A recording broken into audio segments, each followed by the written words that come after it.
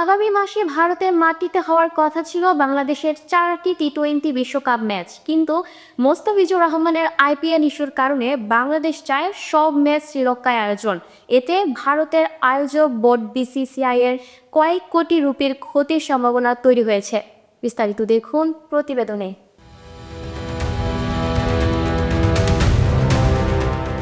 আগামী মাসে ভারত ও শ্রীলঙ্কায় অনুষ্ঠিত হবে টি-20 বিশ্বকাপ। গ্রুপ সিতে রয়েছে বাংলাদেশ, যেখানে তাদের গ্রুপে রয়েছে ইংল্যান্ড, ইতালি, নেপাল ও ওয়েস্ট ইন্ডিজ।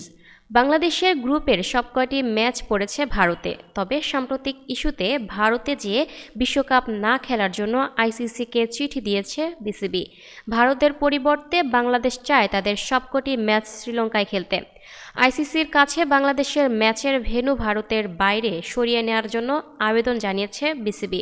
এমন পরিস্থিতিতে ভারত থেকে বাংলাদেশের 4টি ম্যাচ সরিয়ে নেওয়া হলে আর্থিক ক্ষতির মুখে পড়বে ভারতীয় ক্রিকেট কন্ট্রোল বোর্ড।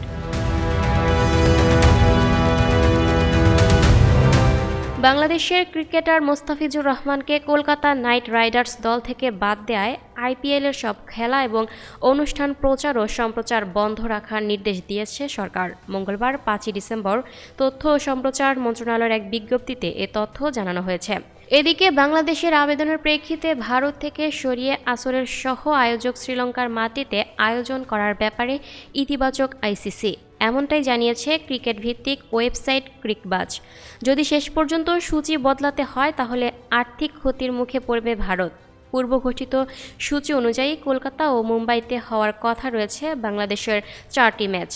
ইডেনে দর্শক ধারণ ক্ষমতা 63,000 আর ওয়াংখেড়ের ক্ষেত্রে সংখ্যাটা 33,000। সব মিলিয়ে বাংলাদেশের 4টি ম্যাচে প্রায় 2,22,000 টিকিট বিক্রির সম্ভাবনা ছিল।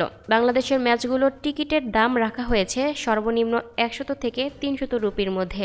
আইসিসির নিয়ম অনুযায়ী টিকিটের মালিকানা আইসিসি বিজনেস কর্পোরেশনের। যেহেতু ভারতীয় বোর্ড কেবল বিশ্বকাপের আয়োজক, ফলে টিকিট বিক্রির পুরো অর্থ তারা পাবে না। তবে ম্যাচ ডে সারপ্লাস, স্থানীয় স্পন্সরশিপ এবং হসপিটালিটি ডিমান্ড থেকে ভালো টাকা আয় করার কথা ছিল তাদের। ভারতীয় সংবাদ মাধ্যম হিন্দুস্তান টাইমসের প্রতিবেদনে বলা হয়েছে, বাংলাদেশের ম্যাচ ভারত থেকে সরিয়ে নেওয়ার পর সেই জায়গায় যদি অন্য কোনো ম্যাচ না দেওয়া হয়, সেক্ষেত্রে বিসিসিআইয়ের লোকসানের পরিমাণ হতে পারে 7 থেকে 30 কোটি rupee.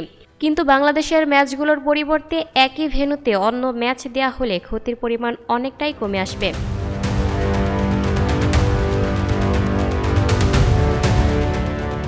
Akter, up to date news, Dhaka.